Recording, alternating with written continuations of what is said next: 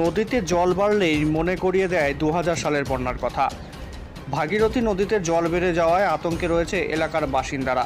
গত কয়েকদিনের নিম্নচাপ ও বাঁধের জল ছাড়ার ফলে নদীর জল বিপজ্জনকভাবে বেড়েছে সব জায়গাতেই। 2000 সালের ভয়াবহ বন্যার স্মৃতি মনে করিয়ে দিচ্ছে বর্তমান পরিস্থিতি। শান্তিপুর থানার বেলঘরিয়া 1 নম্বর গ্রাম পঞ্চায়েতের ফুলিয়া বয়রা এলাকায় নদীর তীরে অবস্থিত বেশ কয়েকটি গ্রামে আতঙ্ক দেখা দিয়েছে। স্থানীয়রা জানাচ্ছেন, সম্প্রতি নদীর জলস্তর বৃদ্ধি পেয়ে এমন অবস্থায় পৌঁছেছে যে কোনো মুহূর্তে নদীর পাড় ধসে যেতে পারে।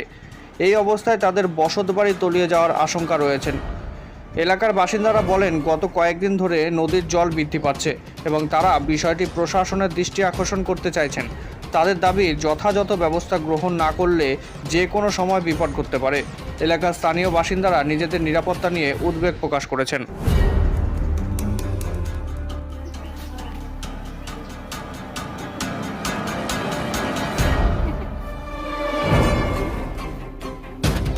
কত আতঙ্কে রয়েছেন এই যে হুড়হুড়িয়ে জল ঢুকে গেল বাড়িতে? আতঙ্কিত তো থাকবো, প্রচুর আতঙ্কিত। এই যে দুটো বাচ্চা নিয়ে যে কি করে যে থাকি, একটা কষ্টই আলাদা। কখন থেকে জল ঢুকছে বাড়িতে? কালকে দুপুর থেকে সকালে তাও প্রায় একটু থমথমে ছিল জলের ভাব, তার খানিকক্ষণ বাদের থেকেই মানে আর কি একটু একটু করে জল বাড়ছে। মানে আজকে সকাল থেকে কি জল বাড়ার হ্যাঁ, বেশিটা? সকাল থেকে মানে প্রচুর জল বেড়েছে।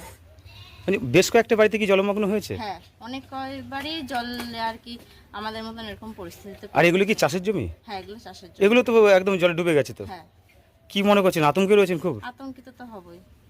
আচ্ছা, সরকারের পক্ষ থেকে কিংবা কোনো প্রশাসনের পক্ষ থেকে এখনো খোঁজ খবর নিয়েছে আপনাদের? এই গ্রামটার নাম কি?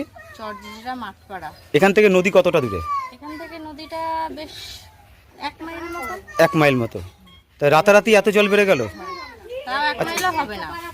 তা জল যেভাবে বাড়ছে, কি কোথাও আশঙ্কা মনে করছেন যে হয়তো অনেক কটা গ্রাম প্লাবিত হতে পারে? হতে পারে, সেরকম তো আর কি আতঙ্কিত তো আছেই। কারণ জলের বাড়ার ভাবটা প্রায় অনেকটাই বেশি। কি মনে করছেন, মানে কি এখন কোনো সাহায্যের দরকার আপনাদের? সাহায্য দিলে তো ভালোই হয়, কারণ আমাদের তো কাজ পুরো টোটালি বন্ধ। যাও আমরা এগুলো দিয়ে একটু কাজকর্ম করে খেতাম, সেসব তো জলে আর কি, মানে চাষবাস করতেন। সেসব আবার আমাদের ধরো ওই হস্তচালিত তাঁতের যা ব্যবস্থা সেসব আমরা করে খাই, সেসব তো এই জলের জন্য পুরো বন্ধ। বাড়িতে গবাদি পশু রয়েছে, ছোট ছোট বাচ্চা রয়েছে, তাদের নিয়ে কি করবে, কোথায় যাবেন যদি সব ডুবে যায়?